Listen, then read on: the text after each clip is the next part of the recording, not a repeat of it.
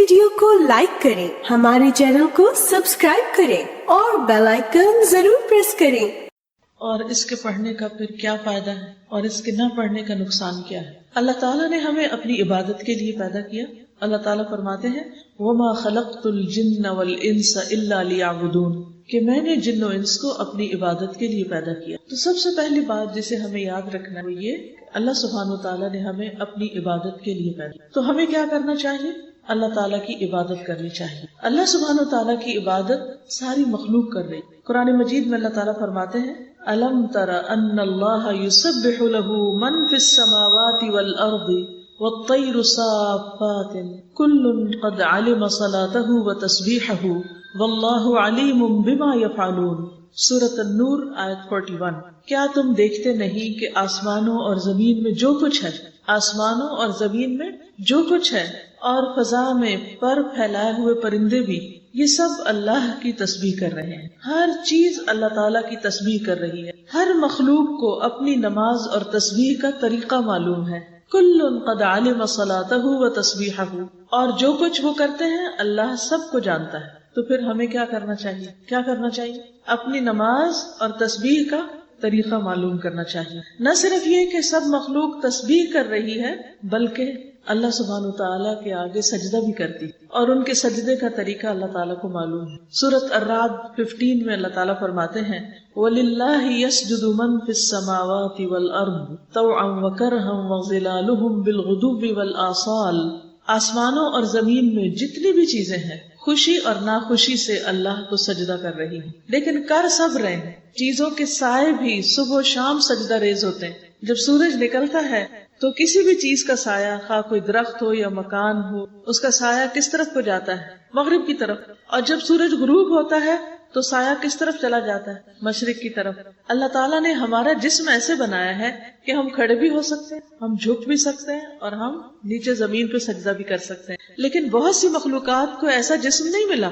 پہاڑوں کو جو اللہ تعالیٰ نے بنایا تو وہ ایک ہی جگہ فکس. درخت بھی جس طرح اگتے ہیں پھر وہ ایک ہی جگہ رہ جاتے ہیں، وہ خود نہیں جھک سکتے، لیکن ان کے وجود کا سایہ زمین پر پوری طرح سجدہ کر رہا ہوتا ہے، وہ جھکا ہوا ہوتا ہے. سورۃ النحل 48-49 میں اللہ تعالیٰ فرماتے ہیں اولم يروا الى ما خلق الله من شيء يتفيأ ظلاله عن اليمين والشمائل سجدا لله وهم داخرون ولله يسجد ما في السماوات وما في الارض من دابة والملائكة وهم لا يستكبرون.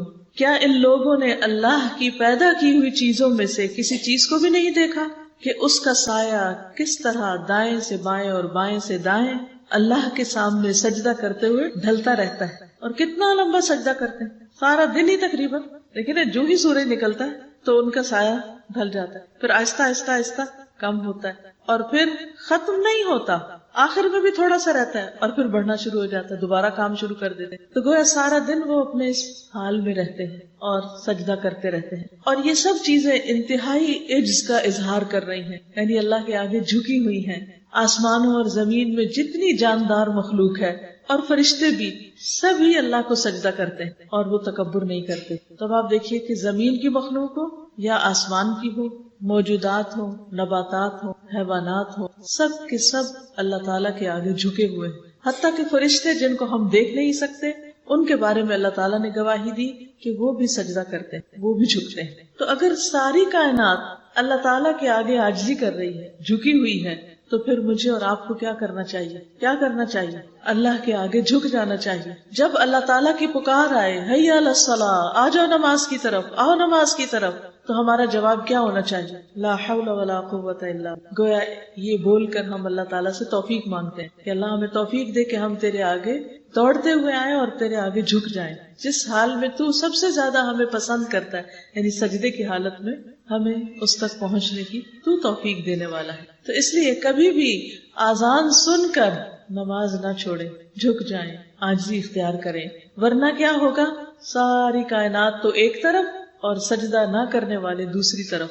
ساری چیزیں، میجورٹی اللہ کے آگے جھکی ہوئی ہے اور صرف چند انسان دنیا کے جو نماز نہیں پڑھتے وہ اکیلے تنہا رہ جائیں گے اور وہ اپنے انجام کو جا پہنچیں گے. سورۃ الحج آیت نمبر 18 میں اللہ تعالیٰ فرماتے ہیں अलम तरा अन्ना अल्लाह यस्जुदु लहु मन फिस समावाति व मन फिल अर्दि वश्शम्सु वल क़मरु वन नुजूमु वल जिबालु वश्शजरु वद्दवाबु वकसीरुम मिनन नासि वकसीरुन हक़्क़ अलैहिल अज़ाबु वमन युहिनिल्लाहु फमा लहु मिन मुक्रिम इन्नल्लाह यफ़अलु मा यशा। क्या तुम देखते नहीं? अल्लाह ताला बार बार क्या फरमा रहे? क्या तुम देखते नहीं, गौर नहीं करते? देखो तो, आंखें तो खोलो, क्या हो रहा है कायनात में। क्या तुम देखते नहीं कि जो कुछ आसमानों और जमीन में है, और सूरज, चांद, सितारे, पहाड़, दरख्त, चौपाए और लोगों की एक कसीर तादाद अल्लाह के लिए सजदा कर रही है। तो ऐ इंसान जो सजदा नहीं करता, तुझे क्या है? तू क्यों नहीं नमाज पढ़ता? तू क्यों नहीं अल्लाह के आगे झुकता, जबकि बाकी सब झुक रहे हैं। और बहुत से लोग ऐसे भी हैं जो अजाब के मुस्तहिक हो चुके हैं। ये कौन है फिर जो अजाब के मुस्तहिक हुए? जो सजदा करने से इनकार करते हैं। ये बताइए कि सबसे पहले सजदे से इनकार किसने किया था? इब्लीस ने। तो अल्लाह सुब्हानहू तआला ने उसके साथ क्या मामला किया? अल्लाह ताला उससे नाराज हो, उसको वहां से निकाल दिया अपने पास। हालांकि उसने अल्लाह ताला को नहीं, अल्लाह की मखलूक को सजदे से इनकार किया था। गोया अल्लाह सुब्हानहू तआला का हुक्म नहीं माना था, अल्लाह की बात नहीं मानी थी। तो नमाज पढ़ने का हुक्म किसने दिया? अल्लाह ताला ने। तो अगर कोई शख्स अल्लाह ताला का हुक्म नहीं मानता तो फिर अल्लाह ताला ने उसके लिए क्या तैयार कर रखा है? उसकी अकड़ को तोड़ने के लिए आग तैयार कर रखी। और बहुत से लोग ऐसे भी हैं जो अजाब के मुस्तहिक हो चुके हैं, और जिसे अल्लाह जलील कर दे फिर उसे कोई इज्जत देने वाला नहीं। और अल्लाह वही करता है जो वो चाहता है, जो कुछ अल्लाह चाहता है वो कर लेता है। ये जो जलील करने की बात है ये भी बड़ी इम्पोर्टेंट। सोचिए, कभी ऐसा हुआ कि आपको भरी महफिल में किसी ने डांट दिया हो, तो आपने कैसा महसूस किया? सबके सामने क्या लगा आपको? कि मेरी बेइज्जती होगी। उस बेइज्जती का आप पर कोई असर हुआ? हालांकि क्या था, एक बात ही तो थी और कोई बड़ी बात नहीं थी, थोड़ी सी बात थी, बस बात हुई, खत्म हो गई। लेकिन उसका असर आपके दिल पर पड़ता कभी? अब मसलन घर में मेहमान आए हुए हों और आपकी अम्मी आपको डांट दे मेहमानों के सामने, तो हो सकता है कि डांट आपको बुरी ना लगे, लेकिन क्या चीज बुरी लगेगी कि उनके सामने डांट दी। अगर आपके हस्बैंड आपको आपके पेरेंट्स के सामने डांट दे तो कैसा लगेगा? बहुत बुरा लगेगा। इसी तरह अगर आपको भरे बाजार में कोई पीट दे, वो मारने लग जाए, तो आपको क्या महसूस होगा? बुरा लगेगा ना। तो सोचिए उन लोगों का क्या हाल होगा, उनकी बेइज्जती का क्या हाल होगा जिन्हें पूरी मखलूक के सामने, हर चीज के सामने जहन्नम में फेंका जाएगा। वो जिल्लत कैसी जिल्लत होगी, वो कैसी बेइज्जती होगी, उसका तो कोई तसव्वुर भी नहीं कर सकता। लेकिन ये जिल्लत किसके लिए है? उन लोगों के लिए जो तकब्बुर करते, जो अल्लाह के आगे झुकते नहीं है। तो इसलिए हम देखते हैं कि जो अल्लाह सुब्हानहू तआला के मुकर्रब फरिश्ते हैं वो सजदे में पड़े रहते हैं। कुछ फरिश्ते ऐसे हैं जो अपनी पैदाइश के दिन से लेकर आज तक सिर्फ सजदे में उन्होंने सर उठाया ही नहीं। कुछ ऐसे हैं जो सिर्फ रुकू में हैं, उन्होंने रुकू से सर उठाया ही नहीं कभी। कुछ ऐसे जो हाथ बांध के खड़े हैं और तस्बीह कर रहे हैं और वो उससे कभी रुके ही नहीं, कंटिन्यूअस। आप देखिए कि दुनिया में आप बेहतरीन से बेहतरीन कैसेट प्लेयर, रिकॉर्डर, आईफोन, कोई भी चीज ले लें जिस पर आप कुछ प्ले करना चाहें तो उसकी एक लिमिट होती है। उसमें कितना ज्यादा डाटा आ जाता है, 64 GB। फिर क्या होता है? वो भी भर जाता है। आप कोई भी चीज अगर प्ले करना चाहें, एक दिन रात लगी रहेगी, कुछ अरसा लगी रहेगी, फिर उस चीज की बैटरी खत्म हो जाएगी, फिर उसमें कोई खराबी वाक़ई हो जाएगी, वो हीट अप हो जाएगी और काम खत्म। कोई चीज दुनिया में परमानेंटली काम नहीं करती, लेकिन अल्लाह सुब्हानहू तआला की ऐसी मखलूक है जो परमानेंटली बगैर थके, वो थकते भी नहीं, वो हम ला यफ्तरून, रुकते भी नहीं, वो बोर भी नहीं होते और वो मुसलसल नमाज पढ़ रहे हैं। उन्हें कोई और काम करने को है ही नहीं, वो चाहते ही नहीं, और उनका किसी और चीज में दिल ही नहीं लगता सिवाय इसके जिसके लिए अल्लाह ने उनको पैदा किया। फिर उसके बाद आप देखें कि इंसानों में से जो अंबिया हैं, अल्लाह ताला के महबूब बंदे, मुकर्रब बंदे, वो सबसे ज्यादा नमाज की फिक्र किया करते। नबी सल्लल्लाहु अलैहि वसल्लम ने फरमाया कि इन अंबिया पर जब कोई परेशानी आती तो वो नमाज की तरफ मुतवज्जे होते। फिर अल्लाह सुब्हानहू तआला ने पैगंबरों को नमाज की पाबंदी का हुक्म भी दिया। कुछ याद है कुरान मजीद की कोई आयत की किसी पैगंबर को अल्लाह ताला ने नमाज का हुक्म दिया हो? नबी सल्लल्लाहु अलैहि वसल्लम को फरमाया गया वस्जुद वक्तरिब वस्तईनु बिस्सब्रि वस्सलात اور وَأْمُرْ أَهْلَكَ بِالصَّلَاةِ وَاصْطَبِرْ عَلَيْهَا، یہ کس پیغمبر کو حکم دیا گیا تھا؟ نبی صلی اللہ علیہ وسلم. حضرت عیسیٰ علیہ السلام کو زندہ رہنے تک نماز کی وصیت کی گئی تھی. سورۃ مریم میں اللہ تعالیٰ فرماتے ہیں قال انی عبد اللہ آتانی الکتاب وجعلنی نبیا وجعلنی مبارکا اینما کنت واوصانی بالصلاة والزکاة ما دمت حیا. عیسیٰ علیہ السلام نے کہا بے شک میں اللہ کا بندہ ہوں، اس نے مجھے کتاب دی اور مجھے نبی بنایا اور مجھے بابرکت بنایا جہاں بھی میں ہوں، جہاں بھی میں جاؤں برکتیں ہی برکتیں، اور مجھے نماز اور زکوٰۃ کی وصیت کی جب تک میں زندہ رہوں، یعنی زندگی کے آخری لمحے تک نماز کی پابندی.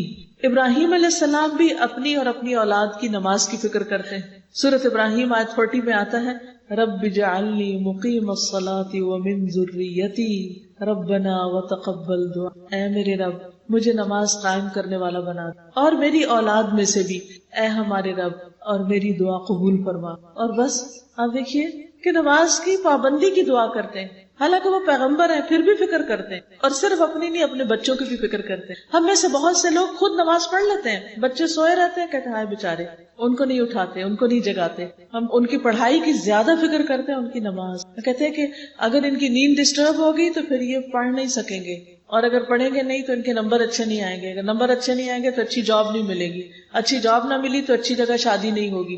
تو دنیا کے لیے اس قدر بھاگ دوڑ کہ دنیا جنت بن جائے، ہر چیز اچھی ہو جائے، خواہ نماز فوت ہو جائے، خواہ نماز نہ بھی پڑھی جائے. ایک مومن تو ایسا نہیں ہو، وہ تو اپنی اور اپنے ساتھ اپنی اولاد کی بھی فکر کرتا ہے کہ وہ نمازوں کی پابند ہو. سورۃ ابراہیم 37 میں وہ کہتے ہیں ربنا انی اسکنت من ذریتی بواد غیر ذی زرع عند بیتک المحرم ربنا لیقیموا الصلاۃ فاجعل افئدۃ من الناس تہوی الیہم وارزقہم من الثمرات لعلہم یشکرون. اے ہمارے رب بے شک میں نے اپنی اولاد کو اس وادی میں آباد کیا ہے، یعنی ساری دنیا چھوڑ کر بے آب و گیاس بالکل ایک صحرا میں لا کے میں نے اپنی اولاد کو بسایا، جہاں زندگی کی کوئی سہولت نہیں، جہاں کچھ نہیں اگتا، غیر ذی زرع، تیرے حرمت والے گھر کے پاس. کیوں لا کے بسایا یہاں اے ہمارے رب؟ تاکہ وہ نماز قائم کرے. مقصد یہ ہے ان کو ہر چیز سے ہٹا کے یہاں لانے کا کہ یہ تیرے بندے بن جائے، تیری عبادت کریں. آج ہم میں سے کون پیرنٹس ایسے ہیں کہ جو اپنا گھر مسجد کے قریب لیں تاکہ ہمارے بچے سہولت کے ساتھ جماعت سے نماز پڑھ سکیں؟ اور کب کس نے گھر بنا کر یہ کہا اے رب میں نے اپنے بچوں کو یہاں اس گھر میں لا بسایا ہے تاکہ وہ تیری عبادت کرے، اور اس مسجد کے قریب گھر بنایا ہے تاکہ وہ تیری عبادت کے پابند ہو.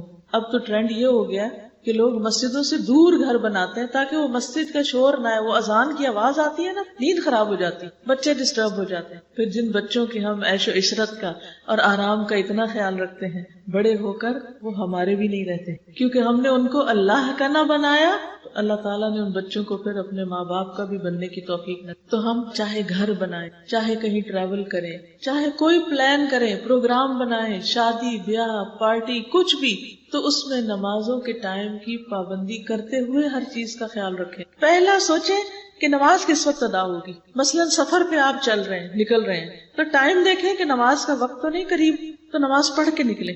یا پھر بیچ میں روک لیں گاڑی، اگر اپنے اختیار میں نہیں روک سکتے تو جہاں بیٹھے وہیں پڑھیں، کیونکہ نماز تو وقت کی پابندی کے ساتھ فرض ہے، وہ تو پڑھنی ہی پڑھنی ہے. ابراہیم علیہ السلام نے اپنے بچوں کی نماز کی فکر کی تھی، لہٰذا آپ دیکھیے کہ پھر بچوں کے اندر کیسا اخلاق پیدا ہوا. ان کے بیٹے اسماعیل علیہ السلام کے بارے میں سورۃ مریم میں آتا ہے 54 اور 55 وَاذْكُرْ فِي الْكِتَابِ اسماعیل. اس کتاب یعنی قرآن مجید میں اسماعیل کا ذکر کیجیے. انہو کان صادق الوعد، بے شک وہ وعدے کے سچے تھے. یہ ان کی خاص خوبی بیان کی گئی، وعدے کے بڑے پابند تھے. وکان رسولا نبیا، اور رسول نبی تھے. وکان یأمر اہلہ بالصلاۃ، وہ اپنے گھر والوں کو نماز کا حکم دیتے تھے. والزکاۃ، اور زکوٰۃ کی ادائیگی کا حکم دیتے تھے. وکان عند ربہ مرضیا، اور وہ اپنے رب کے نزدیک ایک پسندیدہ انسان تھے. تو ایک پسندیدہ انسان کی خوبیاں کیا ہیں، کیا بتائی گئی کہ وہ کیا کرتا ہے؟ صرف خود نہیں، گھر والوں کو بھی نماز کا حکم دیتا ہے، گھر والوں کی نماز کی بھی فکر کرتا ہے. اور پھر پسندیدہ انسان کان صادق الوعد، وعدے کا سچا، جو کہا اسے کر کے دکھایا. پھر آپ دیکھیں ابراہیم علیہ السلام کی بیوی حضرت سارہ، آپ کو معلوم ہے کہ جب حضرت ابراہیم علیہ السلام نے سارہ علیہ السلام کو ساتھ لے کر ہجرت کی، جب ان کو آگ میں پھینکا گیا اور پھر وہاں سے اللہ تعالیٰ نے ان کو بچا لیا، تو پھر انہوں نے اس علاقے کو چھوڑ دیا کیونکہ وہاں رہنے کا کوئی جواز نہیں تھا. تو وہ اپنی بیوی اور اپنے بھتیجے یعنی لوط علیہ السلام کو لے کر نکلے. تو وہ ایک ایسی بستی میں پہنچے جس میں بادشاہوں میں سے ایک بادشاہ یا ظالموں میں سے کوئی ظالم رہتا تھا. اس نے ابراہیم علیہ السلام کے پاس یہ حکم بھیجا کہ سارہ علیہ السلام کو اس کے پاس بھیج دیں، یعنی اپنی بیوی کو میرے پاس بھیج دو تاکہ میں اس کے ساتھ جو چاہوں کروں. کتنا مشکل وقت تھا. تو اب کیا کرتے، بھیجنا ہی پڑا، کیونکہ اگر آپ کسی ملک میں داخل ہو جاتے ہیں تو آپ کو اس ملک کے قانون کی پابندی کرنی پڑتی. اور ویسے بھی وہ ایسا ظالم تھا کہ وہ نہ بھیجتے تو شاید وہ مار ڈالتا. اور دیکھ لیجئے ابراہیم علیہ السلام اللہ کے دوست ہیں، لیکن آزمائش کتنی بڑی آ گئی. ابھی ایک آزمائش سے نکل کے آ رہے ہیں اور ایک اور آزمائش. سوچئے کسی بھی مرد کو اگر یہ کہا جائے کہ تم اپنی بیوی کو میرے پاس بھیج دو، کتنا مشکل وقت ہوگا. لیکن انہوں نے خودکشی نہیں کی. سارہ علیہ السلام نے کیا کیا، جب وہ لائی گئی اس کے محل میں، جب وہ بادشاہ ان کے پاس آیا تو وضو کر کے نماز پڑھنے لگ گئی. کہنے لگی اے اللہ، اگر میں تجھ پر اور تیرے رسول پر ایمان رکھتی ہوں. کون تھے رسول؟ ابراہیم علیہ السلام. تو مجھ پر اس کافر کو مسلط نہ کرنا، تو میری عزت کی حفاظت کرنا. تو کہتے ہیں کہ بادشاہ کا سانس گلے میں پھنس گیا اور وہ گر کر ایڑیاں رگڑنے لگا. ایک اور روایت میں آتا ہے کہ جو ہی اس نے ہاتھ آگے بڑھا اس کا ہاتھ پتھر ہو گیا. یہ کس چیز کا نتیجہ تھا؟ کس چیز کا؟ اس نماز کا فائدہ تھا کہ اللہ تعالیٰ کا حکم ہے نا. ابھی آپ نے آیت بتائی کہ وَاسْتَعِینُوا بِالصَّبْرِ وَالصَّلَاةِ، کہ ایسی مشکل آزمائشوں کے وقت کیا کرو، نماز پڑھ کے اللہ سے مدد مانگو. عام طور پر لوگوں کا حال کیا ہوتا ہے، جب مشکل آتی ہے سب سے پہلے نماز ہی چھوڑ بیٹھتے ہیں. وہ اتنے پریشان ہوتے ہیں کہ کہتے ہیں میں تو نماز ہی بھول گئی. اللہ نہ کرے کہ ہماری زندگیوں میں ایسا کوئی وقت آئے کہ ہم نماز بھولیں یا اس سے کوتاہی کریں یا اللہ تعالیٰ سے ناراض ہو کر اللہ کی عبادت چھوڑ بیٹھے. یہ سخت آزمائش ہوتی اور یہ بھی عذاب کی ایک قسم ہوتی کہ جس میں انسان، کئی دفعہ لوگوں نے آپ سے بھی سوال کیا ہوگا، لوگ پوچھتے ہیں کہ آزمائش اور عذاب میں کیا فرق ہوتا ہے، ہمیں کیسے پتا چلے کہ کوئی تکلیف ہمارے لیے آزمائش ہے یا پھر عذاب ہے اللہ کا. اگر کسی تکلیف کے آنے پر ہم اللہ تعالیٰ کے اور قریب ہو جاتے ہیں تو یہ آزمائش ہے. اللہ تعالیٰ اس سے درجے بلند کرنا چاہتا ہے. وہ کسی گناہ کی سزا نہیں ہے بلکہ کیا ہے، ایک امتحان ہے. اور اگر کوئی شخص اس پر جب امتحان آئے اور وہ اور بگڑ بیٹھے اور اللہ سے اور دور ہو جائے تو سمجھے کہ یہ کسی گناہ کی سزا ہے. کیونکہ نیکی کے بعد ایک اور نیکی کا موقع مل جانا، یہ پہلی نیکی کا ثواب ہوتا ہے. ہم دعا مانگتے ہیں نا، ربنا آتنا فی الدنیا حسنہ، تو اس کا مطلب کیا کہ اللہ تعالیٰ ایک نیکی کے بعد ایک اور، ایک کے بعد ایک اور نیکی کا موقع دیتے جانا، راستے کھول دینا ہمارے لیے. تو جب ایک شخص ایک نیکی کرتا ہے تو اللہ تعالیٰ اس کو دل کھول دیتا ہے، اس کو نیکی سے محبت ہوتی ہے، وہ اگلی اور اچھی کرتا ہے. جب وہ کرتا ہے تو پھر ایک اور دروازہ کھلتا ہے، ایک اور کھلتا ہے، ایک اور کھلتا ہے. لیکن اگر انسان نیکی کے مواقع سے فائدہ نہیں اٹھاتا تو کیا ہوتا ہے، جب ایک نیکی چھوڑتا ہے نا، مثلا کچھ لوگ ہوتے ہیں اچھا چلو نفل چھوڑ دیتے ہیں. اب کیا ہوتا ہے، ایک دن نفل چھوڑے نا ذرا، اگلے دن دل مانے گا پڑھنے کو، اگلے دن پھر شیطان کوئی بہانہ کروا دے گا، پھر چھوٹ جائیں گے. اگلے دن پھر چھوٹ جائیں، آپ کہیں گے اوہ یہ کیا ہو گیا، میں تو اچھی بھلی اتنی پابندی کرتی تھی، اشراق اور چاشت کی ہے تو میرے زندگی سے نکل گیا. تو جب نیکی کے بعد مزید نیکی کا موقع ملتا جائے تو سمجھے کہ اللہ تعالیٰ راضی ہے، چاہے مشکل سے ہی ملے. اور اگر نیکی کے مواقع چھننے لگے اور نیکی کرنے کو دل نہ چاہے، نیکی کے لیے دل سخت ہو جائے، یا انسان عبادت چھوڑ بیٹھے یا اللہ تعالیٰ سے ناراض ہو جائے تو یہ انسان کی بدبختی کی علامت ہو. تو اللہ تعالیٰ ہم سب کو اس سے محفوظ رکھے. اللہ ہمیں ایسی آزمائش میں نہ ڈالنا کہ ہم تجھ سے دور ہو جائیں، کیونکہ یہ سب سے بڑی آزمائش ہے کہ انسان اللہ سے دور ہو جائے اور اللہ تعالیٰ کی عبادت میں کمی کر دے. تو اس لیے ہر حال میں مشکل ہو کے آسان، چھوٹی ہو کے بڑی، جو میسر ہو نیکی کرتے چلے جائیں. تو بہرحال آپ دیکھیے کہ سارہ علیہ السلام کو اللہ تعالیٰ نے اس نماز کے پڑھنے کی برکت سے ایسی غیبی مدد کی کہ ان کی عزت بھی محفوظ ہوئی. اور اس کے بعد بادشاہ کے پاس ایک اور لونڈی تھی حضرت ہاجر، وہ انہوں نے ان کو گفٹ کے طور پر دے دی. کہا کہ یہ عورت بہت مختلف عورت، یہ کوئی معمولی چیز نہیں ہے، یہ ان کی کرامت تھی. اور پھر اللہ تعالیٰ نے ان کے لیے راستے کھولے اور پھر حضرت ہاجرہ سے حضرت اسماعیل علیہ السلام پیدا ہوئے اور پھر اس سے وہ گھر آباد ہوا جس کی محبت میرے اور آپ کے دل میں ہر وقت تڑپتی رہتی. اور ہم میں سے جب کوئی سنتا ہے نا کہ فلاں حج پہ جا رہا ہے تو دل کا حال کیا ہوتا ہے، جب سنتے فلاں عمرے پہ جا رہا ہے تو دل کیسے مچلنے لگتا ہے کہ ہم بھی اڑ کے پہنچ. اللہ تعالیٰ تیرے لیے تو کچھ مشکل نہیں. تو شروع کہاں سے ہوا تھا، انہی لوگوں سے نا. اللہ نے ان کو اپنی طرف آنے کی وجہ سے اور نیکیوں کا موقع دے دیا. تو کبھی کسی حال میں بھی نماز کو بدنام نہ کرے کہ اچھا ہم نے تو نماز پڑھی تھی، ہماری تو دعا قبول نہیں ہوئی. کیا ہم نے وضو صحیح کیا تھا؟ کیا سجدے صحیح کیے تھے؟ کیا جو کچھ اس میں پڑھا تھا وہ صحیح تھا؟ یہ صرف ایک حاضری لگائی تھی. لیکن نا بہت سے لوگ کہتے ہیں ہم نے نماز پڑھی فائدہ نہیں. بھائی کیوں نہیں ہوا؟ کیونکہ ریسیپی ٹھیک نہیں تھی. سارے لوگ کیک بناتے ہیں، کیا سب کا کیک ٹھیک بنتا ہے؟ کیوں نہیں ٹھیک بنتا؟ طریقے میں فرق ہوتا ہے نا. تب آپ کہ میں تو اتنے پیسوں کا سب کچھ خرید کے لائی تھی، میرا تو کچھ نہیں بنا، آج کے بعد کیک ہی نہیں بنا رہی. نہیں بھائی، اپنے آپ کو ٹھیک کرو، پہلے کیک بنانا سیکھو، پھر صحیح مزہ آئے گا بنانے کا. اگر طہارت ہی ٹھیک نہیں، غسل ہی ٹھیک سے نہیں کرتے، وضو ہی ٹھیک سے نہیں کر رہے، رکوع سجدہ قیام یہی ٹھیک سے ادا نہیں ہو رہا، نماز میں چوری ہو رہی ہے، سطر ہی ٹھیک نہیں، تو کیا نماز پڑھی آپ نے؟ کیونکہ نماز کے تو ادائیگی کی اور قبولیت کے لیے کچھ شرائط ہیں، کچھ آداب ہیں. صرف چند ٹکرے مار لینے کا نام نماز نہیں ہے. تو اس لیے کبھی خدا کے لیے نماز کو بدنام نہ کریں، کیونکہ یہ اللہ کا وعدہ ہے. اور اتنی بڑی مثال ہمارے سامنے ہے کہ کس طرح اللہ تعالیٰ نے حضرت سارہ کی مدد کی. پھر آپ دیکھیں کہ نبی صلی اللہ علیہ وسلم اور آپ کے صحابہ کی پہچان کیا ہے، اور پھر اس کے بعد آپ کی امت کی پہچان کیا ہوگی. صحابہ کی پہچان تو قرآن نے بتا دی، محمد الرسول اللہ والذین معه اشداء علی الکفار رحماء بینہم تراہم رکعا سجدا یبتغون فضلا من اللہ ورضوانا سیماہم فی وجوہہم من اثر السجود ذالک مثلہم فی التوراۃ. محمد صلی اللہ علیہ وسلم اللہ کے رسول ہیں، اور جو لوگ اس کے ساتھ ہیں یعنی صحابہ کرام کافروں پہ بہت سخت ہیں، آپس میں بہت نرم دل ہے. یہ سچے مومن کی پہچان. وہ ایک دوسرے کے ساتھ بہت ہی نرم ہوتے ہیں، محبت کرنے والے ہوتے ہیں، ایک دوسرے کے لیے مہربان ہوتے ہیں، ایک دوسرے کی کیئر کرنے والے ہوتے ہیں، ایک دوسرے کا خیال کرنے والے ہوتے ہیں، ایک دوسرے کی ضرورت کو سمجھنے والے ہوتے ہیں. رحماء بینہم. اور ان کی پہچان کیا؟ تراہم رکعا سجدا. تم ان کو دیکھو گے کہیں رکوع کر رہے ہیں، کوئی سجدہ کر رہا ہے، یعنی ان کو سب سے زیادہ محبت ہی نماز سے ہے. آج آپ دیکھیں لوگ حجاب بھی اوڑھ لیتے ہیں، درس بھی اٹینڈ کر لیتے ہیں، نمازوں کی پابندی نہیں. کس قدر آفت ہے. یہ کیسا دین ہے جس کا پہلا رکن ہی نماز ہے، پہلی شرط ہی نماز ہے. اور پھر یبتغون فضلا من اللہ ورضوانا، وہ اپنے رب کا فضل اور اس کی رضا ڈھونڈتے رہتے ہیں کہ کس طرح رب کو خوش کر دے، راضی کر دے. سیماہم فی وجوہہم من اثر السجود، سجدوں کی کثرت کی وجہ سے ان کے پیشانیوں پر، ان کے ماتھوں پر امتیازی نشان موجود ہیں. ان کی یہی صفت تورات میں بیان ہوئی ہے کہ محمد صلی اللہ علیہ وسلم کے ساتھی اس طرح ہوں. ایک دفعہ کسی نے پوچھا کہ یا رسول اللہ صلی اللہ علیہ وسلم، آپ ہمیں تو پہچانتے ہیں، لیکن آپ کے بعد جو آپ کی امت کے لوگ آئیں گے آپ ان کو کیسے پہچانیں گے؟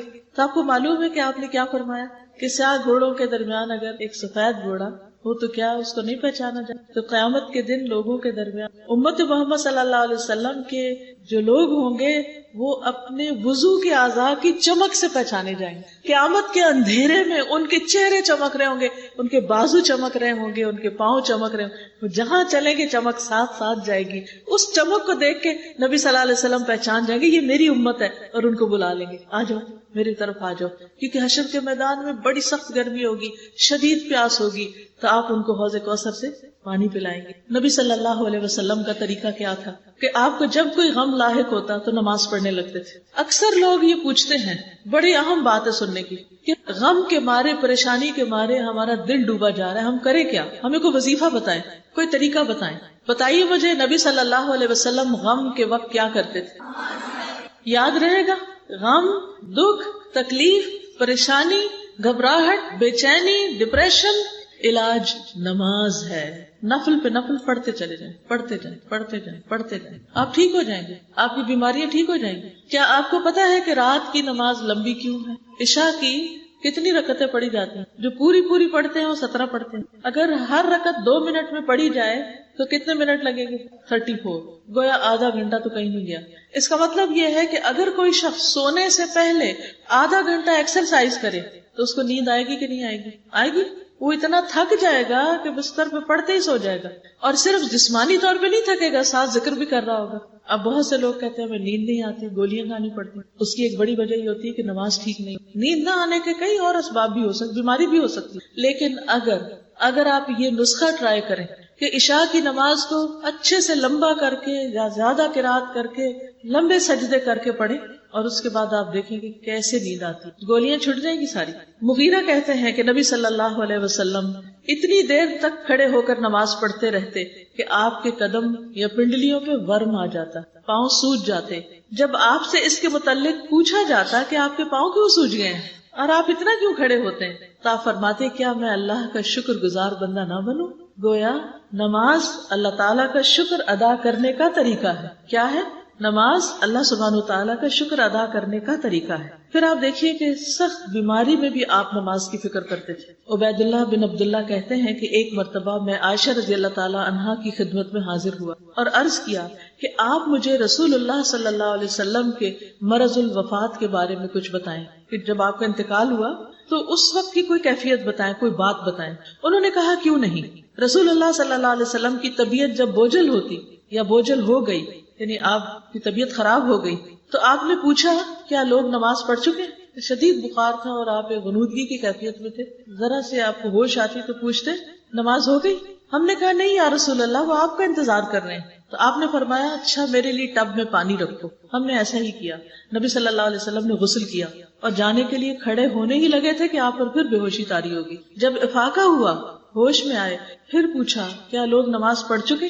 ہم نے عرض کیا یا رسول اللہ صلی اللہ علیہ وسلم، وہ آپ کا انتظار کر رہے ہیں. آپ نے فرمایا میرے لیے ایک پانی کا ٹب رکھو. پھر پانی میں آپ نہائے تاکہ بخار کم ہو جائے. پھر جانے لگے، آپ میں پھر بے ہوشی طاری ہو. حضرت عائشہ کہتی ہیں کہ لوگ نماز عشاء کے لیے مسجد میں بیٹھے حضور صلی اللہ علیہ وسلم کا انتظار کر رہے تھے. تو رسول اللہ صلی اللہ علیہ وسلم نے ابو بکر کو پیغام بھیجا کہ لوگوں کو نماز پڑھا دیں. چنانچہ ان دنوں میں ابو بکر رضی اللہ تعالیٰ عنہ لوگوں کو نماز پڑھاتے رہے. ایک دن نبی صلی اللہ علیہ وسلم کے مرض میں کچھ کمی ہوئی، تکلیف میں کچھ کمی ہوئی، تو آپ ظہر کی نماز کے وقت دو آدمیوں کے درمیان نکلے، یعنی دو لوگوں کا ہاتھ پکڑ کے آپ مسجد کی طرف آئے، جن میں سے ایک عباس رضی اللہ تعالیٰ عنہ تھے، آپ کے چچا.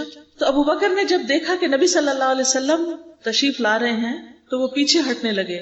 نبی صلی اللہ علیہ وسلم نے انہیں اشارہ کیا کہ اپنی جگہ پر ہی رہیں، پیچھے نہ ہٹیں، اور اپنے ساتھ آنے والے دونوں ساتھیوں کو حکم دیا. تو انہوں نے نبی صلی اللہ علیہ وسلم کو ابو بکر رضی اللہ عنہ کے پہلو میں بٹھا دیا. ابو بکر رضی اللہ تعالیٰ عنہ کھڑے ہو کر نماز پڑھتے رہے اور رسول اللہ صلی اللہ علیہ وسلم بیٹھ کر نماز پڑھنے لگے. دو لوگوں کو پکڑ کر نماز کے لیے جا رہے ہیں. ہم میں سے کتنے ہی لوگ ایسے ہیں جن کے گھروں کے ساتھ یا پچھواڑے میں مسجد ہے اور مرد گھر میں نماز پڑھیں یا پڑھی نہیں رہے. وہ آپ صلی اللہ علیہ وسلم کے امتی ہونے کا دعویٰ کیسے کرتے ہیں جب وہ آپ کے طریقے پر ہی نہیں؟ آپ نے تو اپنی زندگی کے آخری دم تک نمازوں کی پابندی کی، اور آخری وقت بھی جب آپ دنیا سے بالکل جانے والے تھے اس وقت بھی آپ فرما رہے تھے کہ الصلاۃ الصلاۃ وما ملکت ایمانکم، نماز نماز، اتنی فکر. اور آج ہمارا حال کیا ہے؟ چھوٹی چھوٹی باتوں پر نماز کو یا لیٹ کر دیتے یا پھر پڑھتے ہی نہیں. حضرت علی رضی اللہ تعالیٰ عنہ کہتے ہیں کان آخر کلام رسول اللہ صلی اللہ علیہ وسلم الصلاۃ الصلاۃ اتقوا اللہ فیما ملکت ایمانکم. حضرت علی فرماتے کہ رسول اللہ صلی اللہ علیہ وسلم کا آخری کلام تھا نماز کی حفاظت کرو، نماز کی حفاظت، اور اپنے غلاموں کے بارے میں اللہ سے ڈرتے رہو، ان پہ ظلم نہیں کرنا. ام سلمہ کہتی ہیں کہ رسول اللہ صلی اللہ علیہ وسلم کی آخری وصیت یہ تھی کہ نماز نماز اور اپنے غلاموں کے ساتھ حسن سلوک کرنا. یہی کہتے کہتے آپ کا سینہ مبارک کھڑکھڑانے لگا اور آپ کی زبان رکنے لگی. اس کے بعد آپ نے نہیں کچھ فرمایا. آپ سوچئے ذرا کہ دنیا سے جا رہے ہیں اور نماز نماز کی پکار دے رہے ہیں. کیا ہم آپ پر ایمان رکھتے ہیں؟ آپ کو اپنا نبی مانتے ہیں، رسول مانتے ہیں؟ پھر آپ کے احکامات کو کیوں نہیں مانتے؟ اگر آج ہم وضو نہیں کرتے، نماز نہیں پڑھتے، تو کل یہ آزاد نہیں چمکے گی تو پروفٹ ہمیں کیسے پہچانیں گے؟ ہم خود جا کے کہیں گے میں آپ کی امتی تھی، مجھے بھی پہچان لیں؟ نہیں، یہ نشان ساتھ لے کے جانے ہوں گے. یہاں نمازیں پڑھ کے تیاری کر کے جانا ہوگا. پھر یاد رکھیے کہ نماز اسلام کا دوسرا رکن ہے. بنی الاسلام علی خمس، شہادت اللہ الہ الا اللہ وان محمد رسول اللہ واقام الصلاۃ وایتاء الزکاۃ وحج البیت وصوم رمضان. رسول اللہ صلی اللہ علیہ وسلم نے فرمایا اسلام کی بنیاد 5 چیزوں پر ہے. 5 pillars of اسلام. یہ گواہی دینا کہ اللہ کے سوا کوئی معبود نہیں اور یقیناً محمد صلی اللہ علیہ وسلم اللہ کے رسول ہیں، اور نماز قائم کرنا اور زکوٰۃ ادا کرنا اور بیت اللہ کا حج کرنا اور رمضان کے روزے رکھنا. لیکن عبادات میں اس کا پہلا درجہ ہے، یعنی اسلام کے پلرز میں سیکنڈ. لیکن جب عبادتوں کی بات ہوگی تو ہمیشہ اس کا ذکر سب عبادتوں سے پہلے آتا ہے. مثلاً قرآن مجید میں آتا ہے وَمَا أُمِرُوا إِلَّا لِيَعْبُدُوا اللَّهَ مُخْلِصِينَ لَهُ الدِّينَ حُنَفَاءَ وَيُقِيمُوا الصَّلَاةَ وَيُؤْتُوا الزَّكَاةَ وَذَلِكَ دِينُ الْقَيِّمَةِ، اور انہیں اس کے سوا حکم نہیں دیا گیا کہ وہ اللہ کی عبادت کریں اس حال میں کہ اس کے لیے دین کو خالص کرنے والے ایک طرف ہونے والے ہوں، نماز قائم کریں اور زکوٰۃ دیں، یہی مضبوط دین ہے۔ یعنی نماز کے بغیر دین کا کوئی کانسیپٹ نہیں۔ ایک شخص سارے کام کرتا رہے، لوگوں سے بھی بڑا اچھا ہو، لیکن نماز نہ پڑھے تو اس کو دیندار نہیں، اس کے باقی عمل بھی کہیں ضائع نہ ہو جائے۔ سورۃ البقرہ میں اللہ تعالیٰ فرماتے ہیں وَأَقِیمُوا الصَّلَاةَ وَآتُوا الزَّکَاةَ وَارْکَعُوا مَعَ الرَّاکِعِینَ، اور نماز قائم کرو اور زکوٰۃ ادا کرو اور رکوع کرنے والوں کے ساتھ مل کر رکوع کرو، یعنی جماعت کی نماز کی بھی پابندی مردوں کے لیے خاص طور پر۔ نماز کو اسلام کا ستون قرار دیا گیا اور بنیادی تعلیم میں سے اہم ترین عبادت، اہم ترین کام بتایا گیا۔ رسول اللہ صلی اللہ علیہ وسلم نے فرمایا اسلام کا حصہ 3 چیزیں ہیں، نماز، روزہ اور زکوٰۃ، اور اس میں بھی آپ دیکھ رہے ہیں کہ نماز سب سے پہلے اس کا حکم۔ آپ دیکھیے کہ باقی چیزوں کا حکم زمین پر آیا ہے، نماز کا حکم کہاں آیا ہے؟ آسمان پہ بلا کر یہ تحفہ دیا گیا۔ اس سے بھی اندازہ ہوتا ہے کہ اس کی کتنی زیادہ اہمیت ہے۔ باقی احکامات جبریل زمین پر لے کر آ رہے ہیں، لیکن نماز کے لیے نبی صلی اللہ علیہ وسلم کو جب معراج نصیب ہوئی، اللہ سبحانہ وتعالیٰ سے ملاقات کا شرف ہوا، یعنی اللہ تعالیٰ سے آپ ہم کلام ہوئے، تو اس وقت آپ کو نماز کا یہ فریضہ دیا گیا۔ اور آپ کو معلوم ہے کہ شروع میں کتنی نمازیں تھیں؟ 50، اور آپ وہی لے کر آ رہے تھے۔ حضرت موسیٰ علیہ السلام نے کہا میں بنی اسرائیل کو جانتا ہوں، میری امت کے لیے بڑی مشکل تھی، وہ نماز نہیں پڑھ سکتے تھے، تو آپ کم کرائیے۔ پھر کتنی ہو گئی؟ کم کرتے کرتے کرتے 5 پہ آ گئے، لیکن اجر و ثواب کتنا رکھا گیا؟ 50 کا ہی رکھا گیا۔ انہوں نے یہ بھی کہا تھا حضرت موسیٰ نے کہ یہ 5 بھی نہیں پوری پڑیں گے اور کم کریں، تو نبی صلی اللہ علیہ وسلم نے کیا فرمایا؟ اب مجھے اپنے رب سے شرم، کیونکہ بار بار جا چکا ہوں۔ اور وہ بھی کیا کہ اللہ تعالیٰ نماز میں کمی کر دے۔ یہ ایسے ہی ہے کہ آپ کسی کے پاس جائیں، کوئی آپ کو ڈیوٹی ملے، آپ کہیں جاب کر رہے اور آپ کو کوئی جاب ڈسکرپشن ملے، تو آپ جا کے کہیں اس میں کمی کر دیں، وہ تھوڑی سی کمی کر، پھر اب اچھا اور کم کر، اچھا اور ڈیوٹی آور کم کر دیں، اچھا اور کم کر دیں، اور کم کر دیں، لیکن تنخواہ پوری دیں۔ کوئی دے گا؟ قطعاً نہیں دے گا۔ دنیا میں کوئی مائی کا لال ایسا نہیں کہ جو جس کام کے لیے آپ کو ہائر کرے اور آپ اس کا 10واں حصہ کریں، یعنی 50 میں سے 5 کتنی رہے گی؟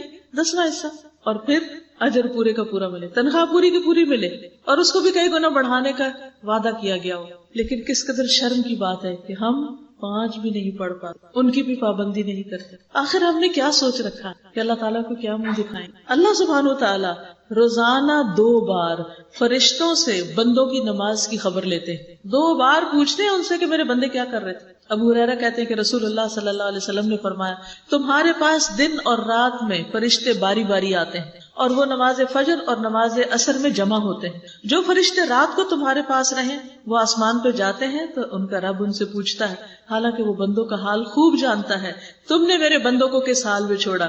وہ کہتے ہیں ہم نے اس حال میں چھوڑا کہ وہ نماز پڑھ رہے تھے، اور اس حال میں ان کے پاس پہنچے کہ وہ نماز پڑھ رہے تھے۔ پھر اسی طرح دن کے فرشتے جب جاتے ہیں اللہ تعالیٰ ان سے پوچھتے ہیں، پھر رات والے فرشتے جب صبح جاتے ہیں اللہ تعالیٰ ان سے پوچھتے ہیں، دن میں 2 بار پوچھتے ہیں۔ بتائیے اگر ہم نماز نہ پڑھتے ہوں تو وہ جا کے کیا بتائیں گے؟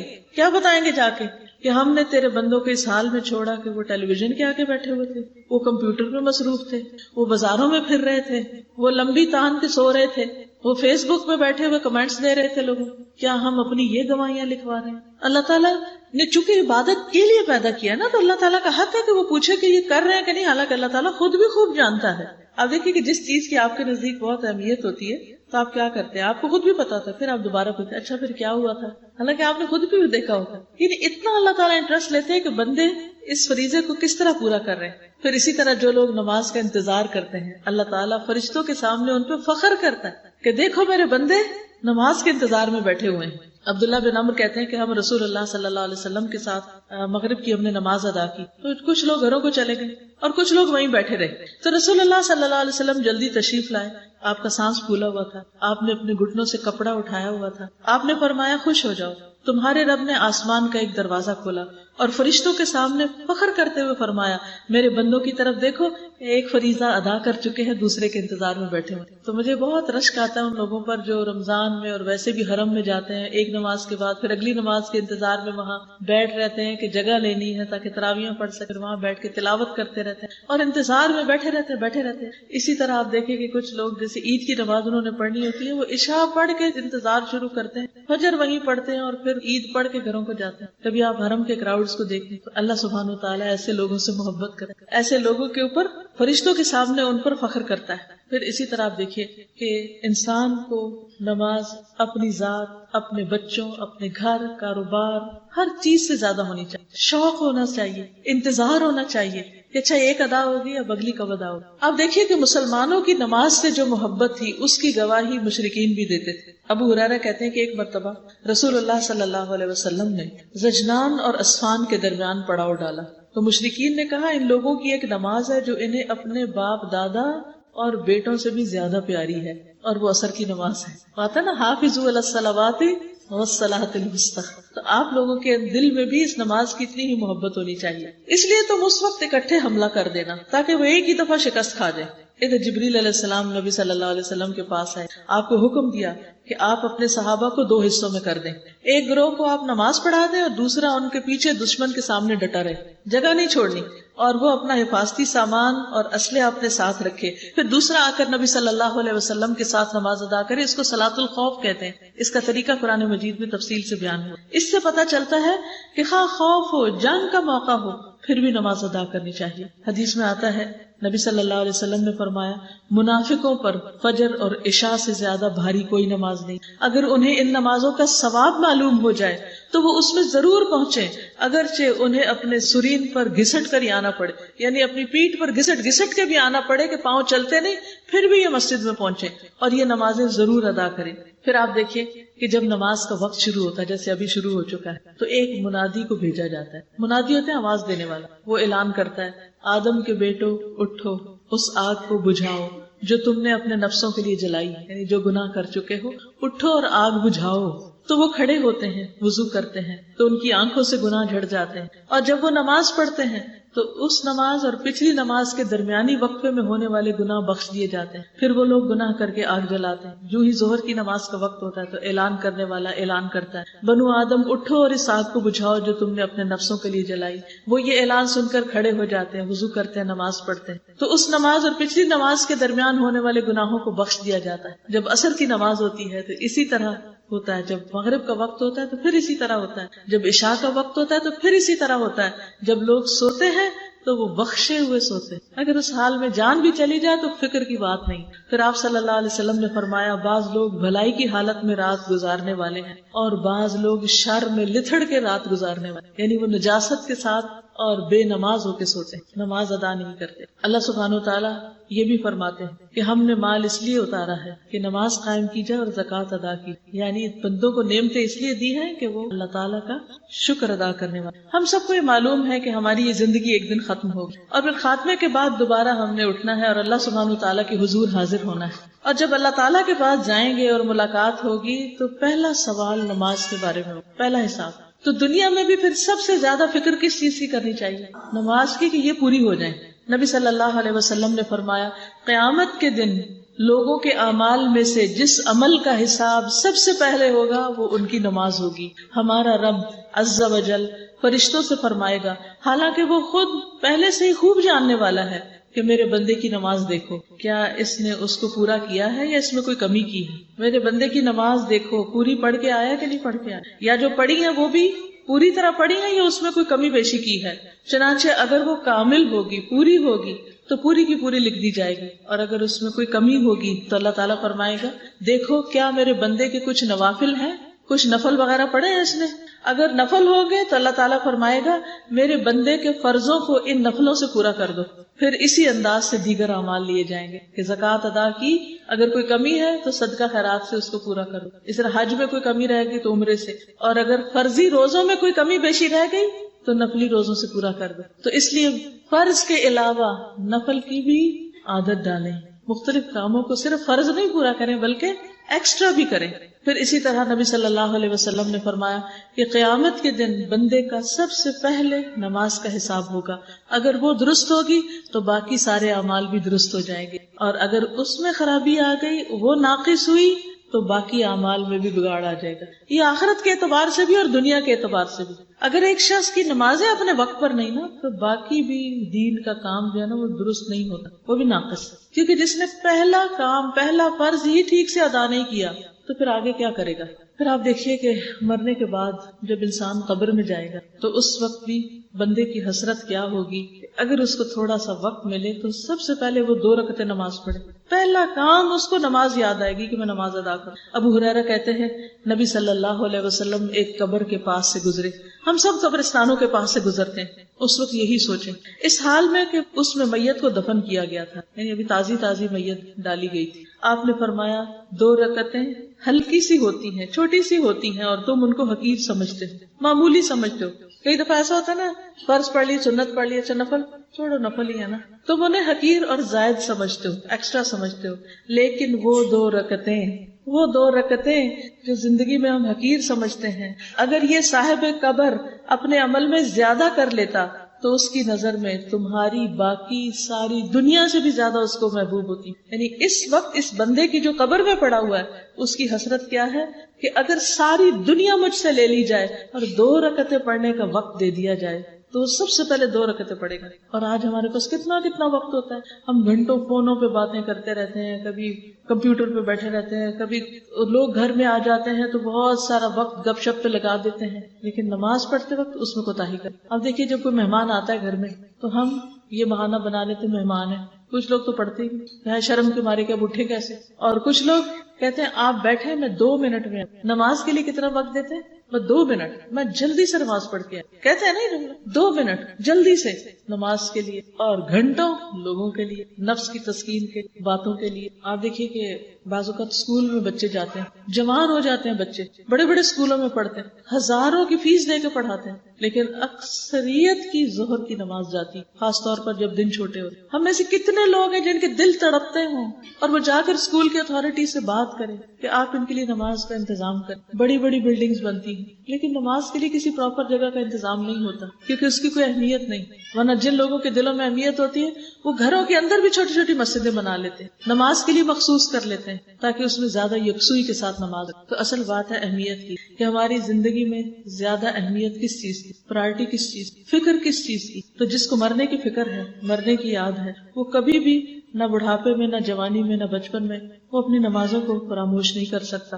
اسی لیے اللہ تعالیٰ قرآن پاک میں سورۃ النور میں فرماتے ہیں رجال لا تلہیہم تجارۃ ولا بیع عن ذکر اللہ واقام الصلاۃ یخافون یوما تتقلب فیہ القلوب والابصار.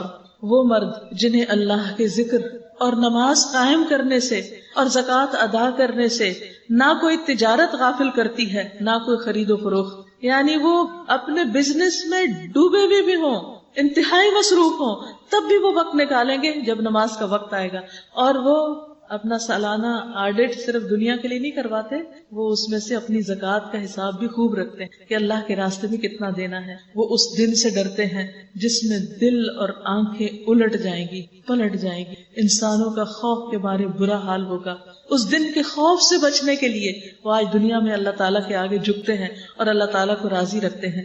رسول اللہ صلی اللہ علیہ وسلم نے فرمایا تمہارا رب بکریوں کے اس چرواہے پر تعجب کرتا ہے، یعنی اس سے راضی ہوتا ہے، خوش ہوتا ہے جو پہاڑ کی چوٹی پر اکیلا ہوتے ہوئے نماز کے لیے خود ہی آذان کہتا ہے اور پھر نماز پڑھتا ہے. اللہ تعالیٰ فرماتے ہیں دیکھو میرے اس بندے کو جو نماز کے لیے آذان اور اقامت کہتا ہے اور مجھ سے ہی ڈرتا ہے، میں نے اپنے اس بندے کو بخش دیا اور جنت میں داخل کر دیا. حالانکہ دنیاوی اعتبار سے اس کی کیا اہمیت، ایک طرف خواہ کوئی ارب پتی کیوں نہ ہو، لیکن اگر نماز نہیں پڑھتا تو اللہ کی نگاہ میں کوئی مقام نہیں، اس کا کوئی ویلیو نہیں.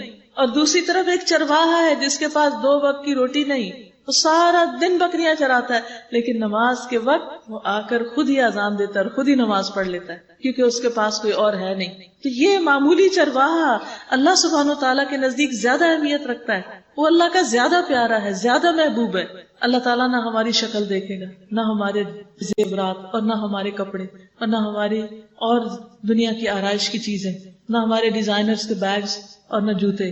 وہ کیا دیکھے گا کہ ہم نے اس کی عبادت کس کوالٹی کی، کس درجے کی اور کس طرح ادا کی. اسی میں ہی انسان کی عزت اور عظمت. انسان سب سے زیادہ اللہ تعالیٰ کے قریب سجدے کی حالت میں ہوتا ہے. نبی صلی اللہ علیہ وسلم کا طریقہ کیا تھا کہ آپ اپنے گھر میں کام کاج میں مصروف ہوتے، ازواج سے بات چیت کر رہے ہوتے کہ اتنے میں آذان ہو جاتی تو آپ سب سے اجنبی ہو جاتے اور سب کچھ چھوڑ کر نماز کے لیے چلے جاتے. کیا ابھی تک ہمیں یہ عادت پڑی ہے کہ جب آذان ہو تو سارے کام چھوڑ دیں کہ پہلے ذرا نماز پڑھ لیں؟ اکثر ایسے ہوتا ہے کہ اچھا ہم کہتے ہیں یہ ایک دفعہ ختم ہو جائے نا پھر میں آرام سے نماز پڑھوں گی. اتنے میں نماز اتنی لیٹ ہو جاتی ہے کہ پھر آرام کا وقت نہیں ہوتا، پھر وہ ٹکرے ہی مار کے اٹھ جاتے ہیں. ایسی ہی نماز کو منافق کی نماز قرار دیا گیا کہ جو عصر کی نماز کے لیے انتظار کرتا رہتا ہے دھوپ کے زرد ہونے کا، حتیٰ کہ وہ جب ڈوبنے کے قریب ہوتا ہے تو جلدی سے اٹھ کر چند ٹکرے ایسے مارتا ہے زمین پہ جیسے مرغی دانا چننے کے لیے زمین پہ ٹھونگے مارتی ہے جلدی جلدی، اور اس میں اللہ کو کچھ بھی یاد نہیں. نبی صلی اللہ علیہ وسلم نے نماز کو تاخیر سے ادا کرنے سے منع کیا. ابو ذر کہتے ہیں کہ رسول اللہ صلی اللہ علیہ وسلم نے مجھے بلایا اور فرمایا، اے ابو ذر، قریب ہے میرے بعد ایسے حکمران ہوں گے جو نماز کو فوت کر دیں گے، تو تم نماز کو اپنے وقت پہ پڑھنا. اگر تو نے نماز کو اپنے وقت پر پڑھ لیا تو وہ نماز جو پھر بعد میں حاکم کے ساتھ پڑھی گئی وہ تیرے لیے نفل ہو جائے گی، ورنہ تو نے تو اپنی نماز پوری کر ہی لی. یعنی اگر کسی مسجد میں بہت لیٹ نماز ہوتی ہے یا کچھ لوگ بہت دیر سے کسی دفتر میں نماز پڑھنے کی چھٹی دیتے ہیں تو انسان کو دیر کی بجائے اپنے وقت پر نماز پڑھنی چاہیے، کیونکہ اول وقت میں نماز پڑھنے پر اللہ سبحانہ و تعالیٰ کی بخشش کا وعدہ ہے. پھر اسی طرح نماز کا فوت ہونا جو ہے وہ انتہائی فکر کی بات ہے. کیا آپ کو معلوم ہے کہ نبی صلی اللہ علیہ وسلم کی نماز غزوہ خندق کے موقع پر فوت ہو گئی جب کفار نے آپ کو بہت مشغول کر لیا. آپ جو کسی کو بد دعا نہیں دیتے تھے، اس دن آپ نے فرمایا کہ اللہ ان کے گھروں کو اور قبروں کو آگ سے بھر دے، انہوں نے ہمیں نماز عصر سے روک دیا یہاں تک کہ سورج غروب ہو گیا. اور آج ہم لوگ آرام سے سورج نکل آتا ہے اور لوگ فجر پڑھ رہے ہیں، سورج ڈوب جاتا ہے اور وہ عصر قضا کر رہے ہوتے. آخر کیوں؟ اگر ہماری ترجیح نماز ہو تو پھر ہم ہر کام میں سے نکل کے اپنا وقت نکال کے نماز ادا کر لیں گے. پھر اسی طرح قرآن مجید میں اللہ سبحانہ و تعالیٰ نے کچھ پچھلی امتوں کا ذکر کیا کہ انہوں نے نمازوں کو ضائع کیا اور ان کا انجام بھی پھر بتایا گیا. اور وہ کیا؟ فَخَلَفَ مِن بَعْدِهِمْ خَلْفٌ أَضَاعُوا الصَّلَاةَ وَاتَّبَعُوا الشَّهَوَاتِ فَسَوْفَ يَلْقَوْنَ غَيًّا. پھر ان کے بعد یعنی پہلے جو نیک لوگ تھے یا نیک ماں باپ، ان کے بعد ان کی نالائق اولاد ان کی جانشین بنی جنہوں نے نماز کو ضائع کیا اور اپنی خواہشات کے پیچھے لگ گئے، دنیا کے عیش و عشرت میں لگ گئے اور جہنم کے گڑھے میں وہ جا پڑیں گے. کتنا صاف حکم کہ اگر کسی کے ماں باپ نماز پڑھتے اور بچے نہیں پڑھتے تو ماں باپ کی نمازیں بچوں کو ہرگز فائدہ نہ دیں گی. ابو بصرہ غفاری کہتے ہیں رسول اللہ صلی اللہ علیہ وسلم نے ہمارے ساتھ مخمس میں عصر کی نماز پڑھی، پھر آپ نے فرمایا یہ نماز تم سے پہلی امتوں پر بھی پیش کی گئی تو انہوں نے اس کو ضائع کر دیا، تو جو آدمی اس کی حفاظت کرے گا اسے دوہرا اجر ملے گا. تو اس لیے کہیں بھی ہو، کیسے بھی حالات ہو، نماز نہیں چھوڑنی چاہیے. نبی صلی اللہ علیہ وسلم نے فرمایا جب آدمی کسی جنگل میں ہو اور نماز کا وقت آ جائے تو وضو کرے، اگر پانی نہ ہو تو تیمم کر لے، پھر اگر تکبیر کہے تو اس کے دونوں فرشتے اس کے ساتھ نماز پڑھیں گے. یعنی وہ اکیلا ہے، کوئی نہیں اس کے ساتھ پڑھنے والا، تو کون پڑھ رہا ہے اس کے ساتھ؟ کرام کاتبین، کیونکہ وہ وہی کر رہے ہوتے ہیں نا جو انسان کر رہا ہوتا ہے، اس کو لکھ رہے ہوتے ہیں، تو وہ ساتھ شامل ہو جاتے ہیں. اگر اس نے آذان بھی دی اور تکبیر بھی کہی تو اس کے ساتھ اللہ کے اتنے بڑے بڑے لشکر نماز پڑھیں گے جن کے کنارے دکھائی نہ دیں گے. سبحان اللہ. یعنی اگر آپ کسی ایسی جگہ پر ہیں جہاں بالکل ایک اکیلے ہیں، تنہا نماز پڑھ رہے ہیں، تو آپ تنہا نہیں ہیں، اللہ کی اور مخلوق آپ کے ساتھ ہے جس کو آپ نے، لیکن آپ اللہ محبوب بن جاتے ہیں. آپ دیکھیے کہ کچھ لوگ جیسے شادی پارٹی میں ہوتے ہیں نا، تو دیکھا دیکھی ایک دوسرے کو نماز نہیں پڑھتے. اچھا اس نے بھی نہیں پڑھی، اچھا گھر جا کے پڑھ لیں گے. کچھ نمازیں تو گھر پڑھی جا سکتے ہیں، مثلا عشاء کی نماز، لیکن وہ بھی آپ دیکھیں کہ اگر رات کے 12 بج گئے کسی شادی میں ہی تو گھر جا کے پڑھنے کا تو ٹائم ہی گزر گیا. کیوں نہیں پڑھتے؟ سبھی مسلمان ہیں، کیونکہ شرماتے ہیں لوگ کیا کہیں گے، یا پھر کپڑے ہم نے ایسے پہن رکھے ہوتے ہیں جن میں نماز پڑھی نہیں جا سکتی. تو جب ہم گھر سے نکلنے لگتے ہیں تو پہلے انتظام کر کے جائیں نا کہ ان کپڑوں میں اگر مجھے وضو کی ضرورت پیش آئی تو بازو اوپر ہو جانے چاہیے، یا وہ اتنے باریک نہیں ہونے چاہیے کہ نماز نہ پڑھی جا سکے، یا وہ اتنے اکڑے ہوئے نہیں ہونے چاہیے کہ میں جھک نہ سکوں، یا ایسے زیورات نہیں ہونے چاہیے، یا ایسا میک اپ نہیں ہونا چاہیے کہ جو نماز اور وضو کے راستے میں حائل ہو جائے. کیونکہ کیا ہم میں سے کوئی اللہ تعالیٰ کے سامنے جا کے یہ کہہ سکتے ہیں اللہ پاک وہ فلاں نماز میں نے اس لیے نہیں پڑھی تھی کیونکہ میں نے میک اپ کیا، تو میں کیسے خراب کرتی، پھر لوگوں کے سامنے مجھے شرم آتی. لوگوں سے شرماتے ہیں، اللہ سے نہیں شرماتے. لوگوں سے ڈرتے ہیں، اللہ سے نہیں ڈرتے. اور پھر شادی کے دن جب اللہ تعالیٰ خوشی دے رہے ہیں آپ نماز چھوڑ دیتے ہیں. پھر شادیاں کیسے برکت والی شادیاں ہوں، کوئی غم کا موقع آتا ہے لوگ نماز چھوڑ دیتے ہیں کہ اس غم میں بھی نماز پڑھی جائے گی. فرض تو کسی حال میں بھی نہیں چھوڑا جا سکتا. اس لیے کہیں پر بھی ہوں، چاہے آپ اکیلے ایک ہوں، کوئی نہ پڑھ رہا ہو، آپ اٹھے اور نماز پڑھیں. چاہے سب باتیں بنائیں، قیامت کے دن ان باتیں بنانے والوں کا کیا ہوگا؟ اللہ تعالیٰ کے فیوریٹ یہ ہوں گے یا آپ ہوں گے جو ان سب کو چھوڑ کر اللہ کے آگے جھک جائیں؟ ہمیں اپنا مقام لوگوں کی نظر میں نہیں دیکھنا چاہیے، ہمیں اپنا مقام اللہ سبحانہ وتعالیٰ کی نظر میں دیکھنا چاہیے کہ وہاں ہم کیسے لگ رہے ہوں گے. پھر اسی طرح بعض اوقات کپڑے کم ہوتے ہیں، بعض اوقات کپڑا پلیت ہو جاتا ہے، تو اس صورت میں بھی اگر کوئی چارہ نہ ہو تو جس حال میں ہے نماز ادا کر لیں. پھر بیمار بھی ہو تو نماز نہ چھوڑیں، کھڑے ہو کے نہیں پڑھ سکتے بیٹھ کے پڑھ لیں، بیٹھ کے نہیں پڑھ سکتے اشاروں سے پڑھ لیں، لیٹ کے پڑھ لیں، لیکن نماز نہ چھوڑیں. عمران بن حسین کہتے ہیں کہ مجھے بواسیر کا مرض تھا، تو میں نے نبی صلی اللہ علیہ وسلم سے نماز کے بارے میں دریافت کیا. آپ نے فرمایا کھڑے ہو کر نماز پڑھ لو، اگر اس کی طاقت نہیں تو بیٹھ جاؤ، اگر اس کی بھی نہیں تو پہلو کے بل لیٹ جاؤ، یعنی اگر سیدھے نہیں بیٹھ سکتے تو لیٹ کے پڑھ لو، لیکن نماز نہیں چھوڑو. حالت جنگ میں بھی نماز نہیں چھوڑی جا سکتی. پھر اگر کسی قسم کے کوئی خوف کی صورت ہو، کوئی پریشانی کا عالم ہو، تو بھی ہمیں نماز نہیں چھوڑنی. دجال جیسا عظیم فتنہ جو زمین پہ سب سے بڑا فتنہ ہوگا، اس وقت بھی نماز کی حفاظت کرنی. صحابہ کرام کہتے ہیں ہم نے عرض کیا اے اللہ کے رسول صلی اللہ علیہ وسلم دجال زمین میں کتنا عرصہ رہے گا؟ آپ نے فرمایا 40 دن اور 1 دن سال کے برابر، 1 دن مہینے کے برابر، 1 دن ہفتے کے برابر ہوگا، اور باقی دن عام دنوں کے برابر. یعنی دجال جب آئے گا تو 40 دن رہے گا زمین، اور 1 دن 1 سال کا ہوگا، 1 دن 1 مہینے کا ہوگا، 1 دن 1 ویک کا ہوگا، اور باقی دن تمہارے دنوں کے برابر ہو. تو صحابہ کو سب سے زیادہ فکر پتہ کس چیز کی ہوئی؟ ہم نے عرض کیا اللہ کے رسول صلی اللہ علیہ وسلم وہ دن جو سال کے برابر ہوگا اس میں ہمارے لیے 1 دن کی نمازیں پڑھنی کافی ہوگی. آپ نے فرمایا نہیں، بلکہ تم 1 سال کی نمازوں کا اندازہ کریں کہ سال میں کل کتنی پڑھی جاتی ہیں، تو اس ایک طویل ترین دن میں سال بھر کی نمازیں پڑھتے جانا، اندازے کے ساتھ پڑھتے جانا. پھر آپ دیکھیں کہ بچوں کو بھی سب سے پہلے حکم کس چیز کا دیا جاتا ہے؟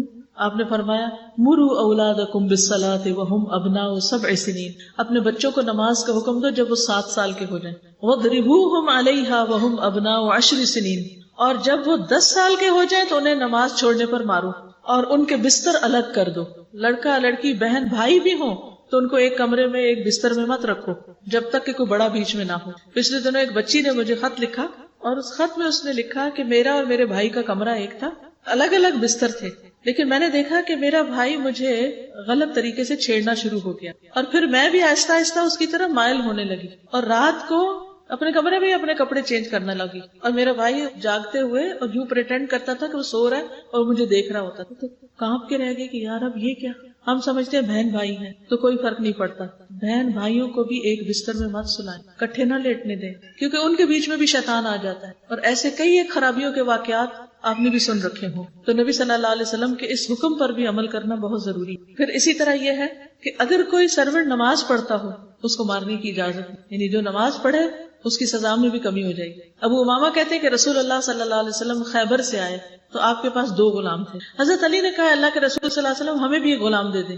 آپ نے فرمایا ان میں سے جو بھی چاہتے ہو لے لو. انہوں نے کہا آپ میرے لیے پسند کریں. آپ نے فرمایا یہ لے لو، اس کو مارنا نہیں، کیونکہ میں نے خیبر سے واپسی پر اس کو نمازیں پڑھتے دیکھا ہے، اور مجھے نمازیوں کو مارنے سے منع کیا گیا کیونکہ وہ اللہ کے معزز بندے ہیں، عزت والے ہیں. پھر اسی طرح یہ ہے کہ نماز صرف پڑھنے کی چیز نہیں بلکہ قائم کرنے کی چیز، اور اس نماز کے قائم کرنے میں کیا ہے کہ انسان کا وضو درست ہو، قبلہ رخ ہو کر نماز پڑھے، یہ نہیں کہ جدھر بھی منہ آئے پڑھ لے. قیام ہو نماز میں. بعض لوگ دنیا کے سارے کام کھڑے ہو کے کرتے ہیں، نماز بیٹھ کے پڑھتے ہیں. بیٹھ کر نماز نہیں ہوتی، اللہ یہ کہ نفل اگر کوئی پڑھے تو اس میں آدھا ثواب ہوتا ہے، لیکن فرض نماز کے لیے تو صحابہ اگر دیوار کے ساتھ بھی ٹیک لگانی پڑتی تو ٹیک لگا کے پڑھتے، لیکن بیٹھ کے نہیں پڑھتے تھے. اللہ کہ آپ کو ایسے چکر آ رہے ہوں کہ اتنی حالت خراب ہو کہ آپ میں سخت کمزوری اور آپ کھڑے نہ ہو سکتے ہو، پھر تو بیٹھ سکتے ہیں. لیکن اگر آپ دنیا کا کوئی اور کام کھڑے ہو کے کرتے ہیں تو نماز بھی کھڑے ہو کے پڑھنی ہوگی، کیونکہ اس میں قیام فرض ہے. رسول اللہ صلی اللہ علیہ وسلم نے فرمایا جو مسلمان فرض نماز کا وقت پائے، اچھی طرح وضو کرے اور خشوع و خضوع سے نماز ادا کرے اور اچھی طرح رکوع کرے تو وہ نماز اس کے پچھلے سارے گناہوں کا کفارہ بن جائے گی، بشرطے کہ اس نے کسی کبیرہ گناہ کا ارتکاب نہ کیا ہو، اور یہ سلسلہ ہمیشہ قائم رہے گا. لیکن اس ساری اہمیت کے باوجود لوگ نماز کی پابندی نہیں کرتے. اور نمازوں کو ضائع کر دیتے ہیں. نبی صلی اللہ علیہ وسلم نے اسے قیامت کی نشانی بتایا کہ لوگ اپنے آپ کو مسلمان کہیں گے لیکن نماز کی پرواہ نہیں کریں گے. رسول اللہ صلی اللہ علیہ وسلم نے فرمایا اسلام کی نشانیاں ایک ایک کر کے ختم ہوتی جائیں گی اور اسلام بالکل اجنبی بن کے رہ جائے گا. جب ایک نشانی ختم ہوگی تو لوگ اس سے جو ملتی جلتی اس کو پکڑ لیں گے اور سب سے پہلے حکم کی نشانی ٹوٹے گی اور سب سے آخر میں نماز کی. یعنی حکم کی نشانی ٹوٹے گی یعنی کہ مسلمانوں کے اندر آرگنائزیشن نہیں رہے گی اور ان کے اندر انارکی ہو جائے گی. اور آخری حصے میں لوگ مسلمان کہیں گے خود کو نماز نہیں پڑھتے ہوں. یعنی نماز پڑھنا اسلام کی نشانی ہے کہ فلاں شخص مسلمان ہے. مثلا ایک گیدرنگ جس میں مسلم نان مسلم سب اکٹھے ہوں اور اگر مسلم اس میں اسے اٹھ کے نماز پڑھتے ہیں تو یہ بتا دے گی نا چیز, زبان سے نہ بھی بولیں کہ میں مسلم کہ میں مسلمان ہوں, اس کا عمل بتا دے گا. لیکن ایک وقت آئے گا کہ لوگ کہیں گے کہ آئی ایم مسلم لیکن وہ کوئی بھی نماز نہیں پڑھتے. اور اس وقت بھی مختلف علاقوں میں گاؤں میں جا کے لوگوں سے پوچھیں کتنے لوگوں کو نماز آتی اور کتنے پڑھتے ہیں. ملی ہوئی ہمارے بہت سے اسٹوڈینٹس جو پڑھ کر گاؤں میں واپس گئے انہوں نے بتایا کہ بعض گاؤں میں پورے گاؤں میں ایک آدھ شخص کے سوا کسی کو سورت فاتحہ نہیں آتی. ان کے پاس جائے نماز نام کی چیز نہیں تھی, کوئی مسجد نہیں, وہاں کوئی نماز پڑھانے والا نہیں, کوئی نماز سکھانے والا نہیں, اور وہ کیا ہے مسلمان. یعنی سورج نکلتا ہے اور سورج ڈوبتا ہے اور سورج نکلتا ہے اور سورج ڈوبتا ہے اور پوری بستی میں سے کوئی ایک بندہ اللہ کے آگے نہیں جھکتا. اور ایسی ایک نہیں کئی ایک بستیاں ہوں گی اس ملک کے اندر جسے اسلام کے نام پر حاصل ہے. تو کس کا فرض بنتا ہے؟ ہم سب کا بنتا ہے. آپ کہیں گے گورنمنٹ کا بنتا ہے, ٹھیک ہے گورنمنٹ کا بھی بنتا ہے, لیکن میرا اور آپ سب کا بھی بنتا ہے کہ ہم اس چیز کے بارے میں فکر مند ہوں اور سب لوگ اپنے اپنے گاؤں والوں اور اپنے اپنے پیچھے والوں کی فکر کرنا شروع کر دیں اور ایک باقاعدہ مہم چلائیں کہ جا کے پوچھیں کتنے بچے نماز پڑھتے ہیں, کتنے جوان نماز پڑھتے ہیں, کتنے مرد پڑھتے ہیں, کتنی عورتیں پڑھتی ہیں, اور کیا اگر پڑھتی ہیں تو ان کو پڑھنی بھی آتی.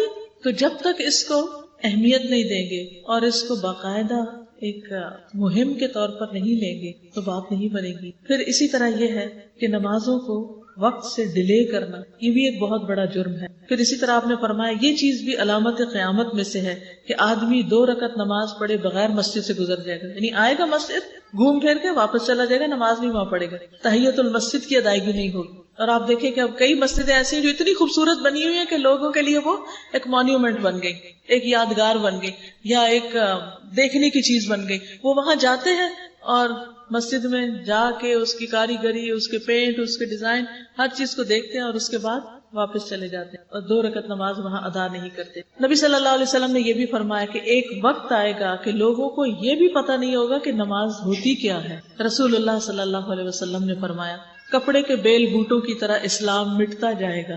کپڑوں پہ کڑھائی کی جاتی ہے نا, پھر کچھ ایسا گھسنے لگتے ہیں نا تو دھاگے اتر کے تو کپڑا بالکل صاف ہو جاتا ہے. فرمایا کہ کپڑوں کے بیل بوٹوں کی طرح اسلام بھی مٹتا جائے گا حتیٰ کہ کسی کو یہ بھی معلوم نہ رہے گا کہ نماز, روزہ, قربانی اور صدقہ کسے کہتے ہیں, کیا ہوتا ہے. اور ایک رات میں اللہ تعالیٰ کی کتاب کو مٹا دیا جائے گا اور زمین میں ایک آیت بھی باقی نہ رہے گی. لوگوں میں سے جو بوڑھے مرد اور بوڑھی خواتین بچیں گی وہ کہیں گے ہم نے اپنے باپ دادا کو یہ کلمہ کہتے ہوئے سنا تھا لا الہ الا اللہ, اور اب ہم بھی یہی کہتے ہیں. آپ کو پتا ہے کہ کچھ عرصہ پہلے جب بوسنیا کے بہت حالات خراب ہوئے پھر دنیا کو بوسنیا والوں کا پتہ چلا تھا تو وہاں ایسی بہت سی مثالیں کہ ان لوگوں کو سوائے لا الہ الا اللہ کے اور کسی چیز کا نہیں پتا تھا کہ اسلام کیا. اسی طرح اور بھی کئی ایک اسٹیٹس ایسی ہیں, دنیا کے کئی ممالک ایسے ہیں کہ جہاں پر لوگ اپنے آپ کو مسلمان کہتے کیونکہ وہ لا الہ الا اللہ کہتے, اس سے آگے انہیں کسی چیز کا نہیں پتا. تو اللہ نے جس کام کے لیے بندوں کو پیدا کیا اگر وہ ہوم ورک کیے بغیر واپس چلے گئے تو پھر ہوگا کیا؟ کیا واپس آ کے اپنا دوبارہ کر سکتے؟ دوبارہ کوئی دنیا میں نہیں آ سکتا, چاہے وہ دن رات روئے کہ مجھے ایک چانس اور ملے, کسی کو بھی یہ چانس نہیں ملے گا. اور یاد رکھیے یہ شیطان کا بہت بڑا وار ہے کہ نماز کو سب سے زیادہ مشکل بناتا ہے. شیطان کی نماز سے دشمنی ہے, نماز سے دشمنی ہے شیطان کی. قرآن مجید میں اللہ تعالیٰ فرماتے ہیں انما یرید الشیطان ان یوقع بینکم العداوۃ والبغضاء فی الخمر والمیسر ویصدکم عن ذکر اللہ وعن الصلاۃ فہل انتم منتہون. شیطان تو یہی چاہتا ہے کہ شراب اور جوئے کے ذریعے تمہارے درمیان دشمنی اور بغض ڈال دے اور تمہیں اللہ کے ذکر سے اور نماز سے روک دے, اور کیا تم باز آنے والے ہو؟ پھر اسی طرح آپ دیکھیں نماز جب ہم شروع بھی کر دیتے تو شیطان اتنے خیال ڈالتا ہے کہ وہ چاہتا ہے کہ پڑھ کے بھی نہ پڑھے اور بندے کو یہ بھی نہ پتا اس نے کیا پڑھا. اور لٹرلی کئی دفعہ ایسے ہو جاتا ہے نا کہ آپ پڑھتے تو آپ کہتے ہیں کتنا پڑھا تھا، بولا 3 پڑھی تھی 4 پڑھی تھی، کہیں میں بھول تو نہیں گئی تھی. کتنا زیادہ نماز میں بھلواتا ہے وہ، کیونکہ اس نے خود سجدے سے انکار کیا تو وہ روتا پیٹتا ہے جب بندہ سجدہ کرنے لگ جاتا ہے، بندہ نمازوں کی پابندی کرنے لگتا ہے. تو اگر کوئی شخص نماز نہیں پڑھتا تو کھلم کھلا شیطان کا دوست ہے. نبی صلی اللہ علیہ وسلم نے ایک دفعہ نماز پڑھی، پھر پڑھ کے فرمایا میرے سامنے ایک شیطان آ گیا نماز میں، کوشش کرنے لگا میری نماز توڑ دے، یعنی اتنا ستانے لگا، لیکن اللہ تعالیٰ نے اس کو میرے قابو میں کر دیا اور مجھ پہ غالب نہیں آیا. پھر نماز میں شبہ تو وہ ضروری ڈالنے کی کوشش کرتا ہے. رسول اللہ صلی اللہ علیہ وسلم نے فرمایا تم میں سے جب کوئی نماز پڑھنے کے لیے کھڑا ہوتا ہے تو شیطان آ کر اس کی نماز میں شبہ پیدا کر دیتا ہے، پھر اسے یہ بھی یاد نہیں رہتا کہ اس نے کتنی رکعتیں پڑھی. تم میں سے جب کوئی ایسا محسوس کرے تو بیٹھے بیٹھے 2 سجدے کر لے، یعنی سجدہ سہو کر لے، تو اس سے پھر نماز مکمل ہو جائے گی. کیا آپ میں سے کبھی کسی کو نماز بھولی؟ کس کو؟ کوئی ہاتھ ایسا نہیں ہوگا جو نہ کھڑا ہو. کیونکہ شیطان کیا چاہتا ہے کہ نماز ہم ایسی ادا کریں کہ گویا نہ کرنے کے برابر، محنت بھی کریں اور وہ ضائع بھی ہو جائے. تو اس لیے وہ وسوسے ڈالتا ہے. یعنی جب نماز کے لیے اذان دی جاتی ہے تو شیطان آواز نکالتا ہوا بڑی تیزی کے ساتھ پیٹ موڑ کے بھاگتا ہے تاکہ اذان کی آواز نہ سن سکے، اور جب اذان ختم ہوتی ہے تو واپس آ جاتا ہے. جو ہی تکبیر شروع ہوتی ہے پھر پیٹ موڑ کے بھاگتا ہے، تکبیر ختم ہوتی ہے تو دوبارہ آ جاتا ہے اور نمازی کے دل میں وسوسے ڈالتا ہے. کہتا ہے فلاں بات یاد کرو، فلاں یاد کرو، اور ان باتوں کی شیطان یاد دہانی کراتا ہے جن کا اسے کبھی خیال بھی نہ آیا ہو. ایسے ایسے آئیڈیاز نماز میں آنے لگتے ہیں، اور اس طرح اس کو یہ بھی یاد نہیں رہتا کہ اس نے کتنی رکعتیں پڑھی، اور یہ سراسر شیطان. تو آپ دیکھیے اگر نماز میں شیطان نہیں چھوڑتا تو باقی زندگی میں چھوڑ دے گا؟ تو ہم میں سے کون اپنے آپ کو پاکیزہ قرار دے سکتا ہے اور یہ کہہ سکتا ہے میں تو بڑا ہی نیک ہوں اور مجھے اب کسی مزید عبادت کی اور توبہ استغفار کی ضرورت نہیں. نہیں، ہم سب کو ضرورت ہے. تو ہم سب کو نماز میں شیطان کی کھیل سے بچنے کی ضرورت ہے. حضرت عثمان بن عفان سے مروی ہے کہ ایک شخص نے نبی صلی اللہ علیہ وسلم کی خدمت میں حاضری دی اور عرض کی یا رسول اللہ صلی اللہ علیہ وسلم، میں نماز پڑھ رہا تھا، مجھے نہیں پتا چلا کہ میں نے جفت عدد میں نماز پڑھی یا طاق عدد میں، یعنی ایون یا آڈ نمبر کتنی رکعتیں پڑھی مجھے یاد نہیں رہا. تو آپ صلی اللہ علیہ وسلم نے فرمایا اپنے آپ کو اس بات سے بچاؤ کہ تمہاری نماز میں شیطان تم سے کھیلنے لگے، تمہیں غافل کر دے. یعنی خود کو کنٹرول کرو کہ شیطان کی باتوں میں نہ لگو کہ تمہیں بھلوا ہی دے کہ تم نے کیا پڑھا. تم میں سے کوئی شخص نماز پڑھ رہا ہو اور اسے جفت اور طاق کا پتہ نہ چل سکے تو اسے سہو کے 2 سجدے کر لینے چاہیے کہ ان دونوں سے نماز مکمل ہو جاتی. تو آپ دیکھیے کہ اگر کوئی شخص بھول گیا، مثلا 3 رکعتیں پڑھی یا 4، تو وہ ان کو کتنا بنا لے؟ 3. 1 رکعت اور پڑھ لے اور آخر میں سجدہ سہو کر لے. آپ ہاتھ کھڑا کر رہی تھی، اب آپ پوچھ لیجیے جی اگر غالب گمان ہے کہ 4 پڑھی ہے لیکن ایسے ہی شک پڑ گیا تو پھر آپ اور رکعت نہیں پڑھیں گے، پھر 2 سجدے آخر میں کر لیں گے، جیسے نبی صلی اللہ علیہ وسلم نے فرمایا کہ یہ سجدے نماز کو مکمل کر دیں گے، شیطان کے شر کو دور کر دیں گے. جی آپ فرمائیے. اگر وہ ہمارے دائرہ کار میں، ہماری جان پہچان میں تو پوچھ ہوگی، لیکن اگر ہم ان کو جانتے نہیں ہیں تو بھی ہمیں فکر کرنی چاہیے کہ ان تک پہنچے. آپ دیکھیں کہ جیسے آج آپ نے وقت نکال ہی لیا نا اس مجلس میں کہ یاد تازہ ہو جائے. پڑھتے تو ہیں ہم نمازیں، لیکن جب دوبارہ سے انسان سنتا ہے تو اور فکر کرنے لگتا ہے، اور زیادہ دھیان دینے لگتا ہے، اوروں کی بھی فکر کرنے لگتا ہے اور کئی نئی باتیں بھی سیکھتا ہے. تو اسی طرح اپنے وقت کا کچھ حصہ ضرور نکالیں کہ جس میں آپ لوگوں کی تعلیم کا بندوبست کریں. اگر خود آتا ہے تو ٹھیک ہے، نہیں آتا تو کسی جاننے والے کو بلا کر اپنے گھر میں درس کروائیں، اپنے محلے میں کرائیں، ایسے سب لوگوں کو دعوت دیں. اگر آپ کا کوئی گاؤں ہے تو وہاں جا کر خود سارا انتظام کر کے سارے گاؤں کو بلائیں اور ان کے لیے درس کا انتظام کریں. اب تو اتنی آسانی ہو گئی ہے کہ اگر آپ ہر ہفتے نہیں جا سکتے، مہینے میں 1 دفعہ چلے جائیں اور ان کے پاس کیسٹس چھوڑ آئیں اور ان کو کہیں کہ یہ سنیں. وہ سنتے رہیں گے، کچھ سمجھیں گے کچھ نہیں سمجھیں گے، پھر واپس جا کے آپ ان سے کہیں جو نہیں سمجھ آئی لائیں میں آپ کو سمجھاؤں، ان کو سمجھائیں. یعنی جو پڑھ سکتے ہیں، پڑھا لکھا طبقہ، ان کو کتابیں بھی دے سکتے ہیں، آپ بکس دے سکتے ہیں. بڑی اچھی اچھی نماز پہ کتابیں آ گئی، چھوٹی بھی بڑی بھی ہر طرح کی موجود ہیں، وہ ان کو پڑھنے کے لیے دیں، لیکچر سنوائیں.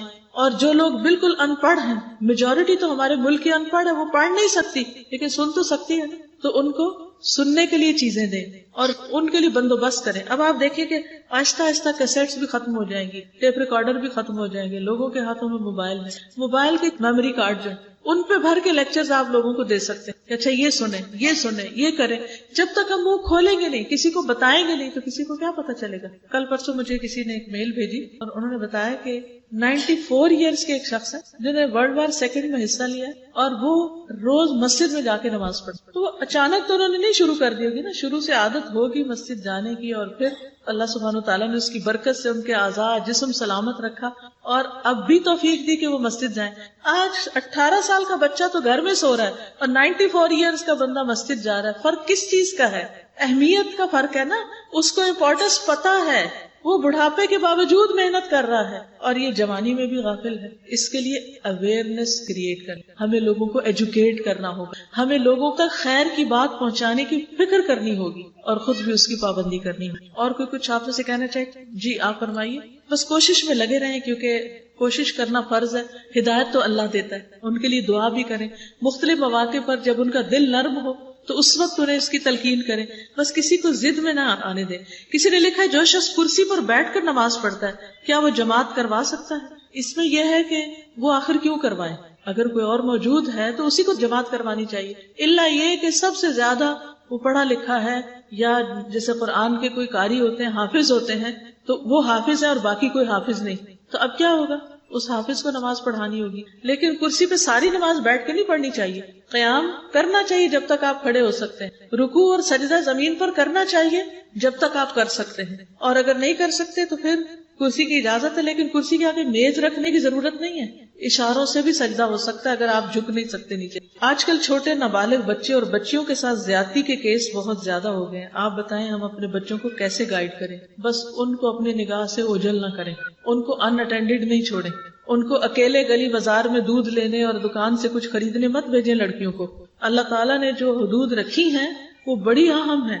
یعنی اگر گھر میں مرد نہیں ہے تو پھر آپ بچوں کو لے کے خود نکلیں, لیکن اکیلے بچوں کو گلی بازار میں مت کھیلنے دیں. اس میں سمجھتی ہوں کہ ماؤں کا ایک بہت بڑا حصہ ہے, اس میں مائیں بھی قصوروار ہیں, کیونکہ اللہ سبحانہ وتعالیٰ نے ماں کو یہ ذمہ داری دی ہے کہ باپ جب گھر پہ نہ ہو تو وہ کیا کریں؟ فالصالحات قانتات حافظات للغیب بما حفظ اللہ, کہ نیک عورتیں فرما بردار ہوتی ہیں, شوہر کی بات مانتی ہیں, اور وہ حفاظت کرنے والی ہوتی ہیں. حافظات للغیب, غیب کے لیے, بما حفظ اللہ, جیسے اللہ نے ان کی حفاظت کی. یعنی اللہ تعالیٰ نے جیسے ان کے حقوق کی حفاظت کی تو وہ بھی شوہر کی غیر موجودگی میں شوہر کے بچوں اور اپنے گھر والوں کی نگرانی کرتی ہیں, حفاظت کرتی ہیں. حدیث میں آتا ہے کلکم راعن وکلکم مسئول عن رعیتہ, تم میں سے ہر شخص نگران ہے اور ہر شخص سے اس کی رعایا کے بارے میں پوچھا جائے گا. نبی صلی اللہ علیہ وسلم نے فرمایا والمرأۃ راعیۃ فی بیت زوجها ومسئولۃ عنہا, عورت اپنے شوہر کے گھر والوں کی نگران ہے, بچوں کی نگران ہے, اور اس سے ان کے بارے میں پوچھا جائے کہ بچوں کو کیوں چھوڑ دیا تھا اس طرح کہ کوئی ان کے ساتھ زیادتی کرے. اسی طرح ہم بعض اوقات کزنز کے ساتھ ان کو کھلا چھوڑ دیتے ہیں کہ کوئی نہیں, چھوٹے ہی ہیں, ان کو ابھی کیا اتنی سمجھ نہیں.